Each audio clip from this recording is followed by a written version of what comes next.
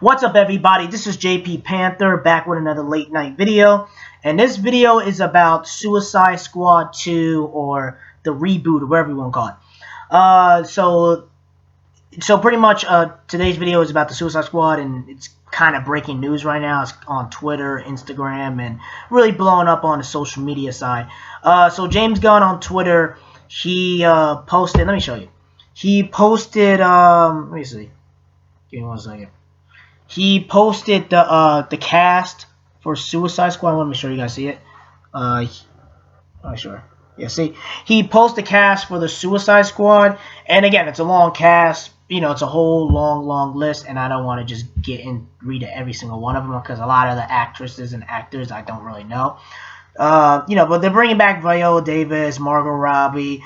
They got Pete Davidson, which I was really shocked because I was just like, okay. I was like, he's Saturday Night Live. And I'm surprised he will do, a DC movie. But hey, it is what it is. You got to get that paper. John Cena, and then there's other ones I don't really know about. And then the main one that got me thrown off is Sean Gunn and Taika Waititi. Because, let me know in the comment section below, guys.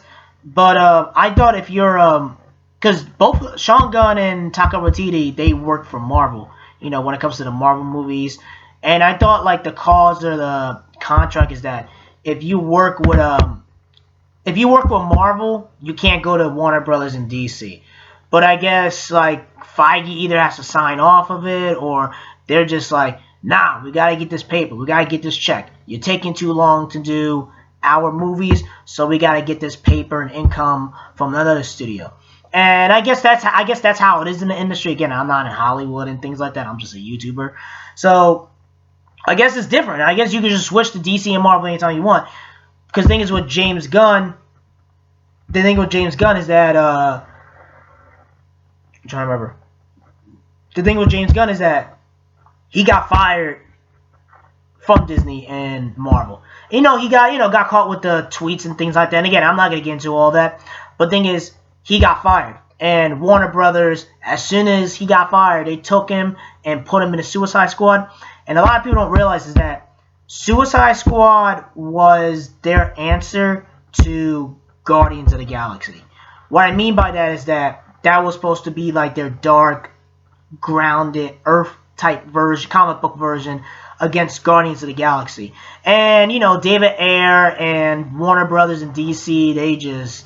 listen, when they did Suicide Squad, the first one, it was bad. I mean, like, the first and second act, I mean, you got some good actors and actresses, but the first and second act, I was like, okay, it was kind of enjoyable. Third act was terrible. I mean, Enchantress, I forgot the chick's name, Enchantress, the main villain, was awful. She was terrible, like god awful. I mean, she really destroyed that whole entire movie. It was literally like, okay, we're going to put you in a dream, and we're going to blow up the world, pretty much. And it was just bad, man. It was like Fantastic Four bad. I'm really like Fan Four Stick. I know you guys don't want to talk about it, but it's true. Anyway, the villain ruined the movie, and the script and everything was messed up after the third act. And I'm hoping that with Suicide Squad, this Suicide Squad, is that it makes money. And I'm not going to say it's going to make $1 billion. It's definitely not going to hit $1 billion. But it's enough to be, okay, we made enough money to be profitable. And we could do a sequel or a trilogy and have them in the cinematic universe. I do want to be more connected to the cinematic universe. But Warner Bros. And DC says that all the movies are going to be standalone films. Which I think is a bunch of bullcrap, in my personal opinion. But... again, James Gunn, I think he knows the source material. I think he knows what he's doing. And also, I think that he's read a bunch of Suicide Squad comics and things like that before he signed on. Before he signed on. So he's actually going to use a lot of the DC source material into the movies.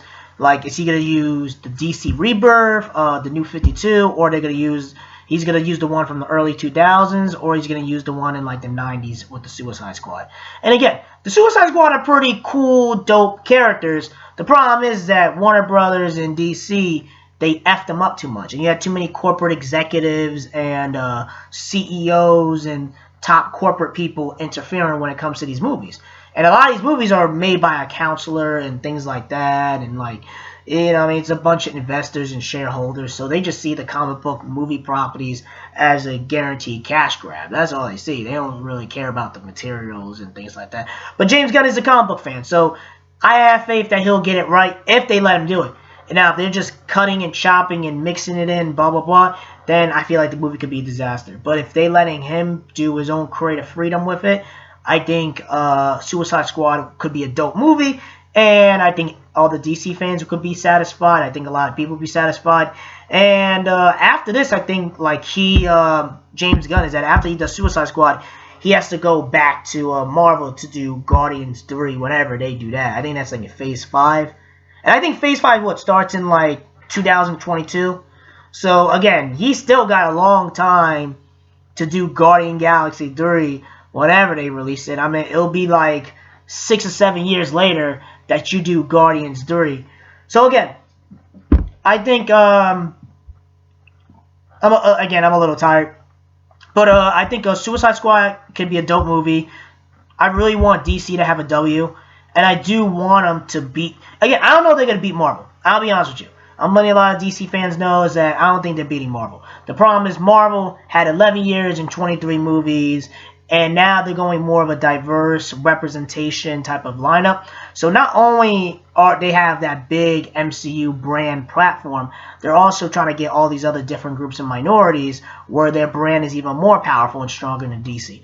DC, the problem with them is that they're just focusing nothing but all white dudes, to be honest with you. So if they focus more on diversity and representation and making good stories and making more rated R content, I think they do have a chance to beat Marvel. But again, I don't think Warner Bros. And Disney, no, my bad, Disney. Warner Brothers and DC, I think they're too scared to take on representation and diversity. I just think they're too scared to have a black or a Asian, Latino, Indian leading a superhero comic book movie. I think they're too scared to do it.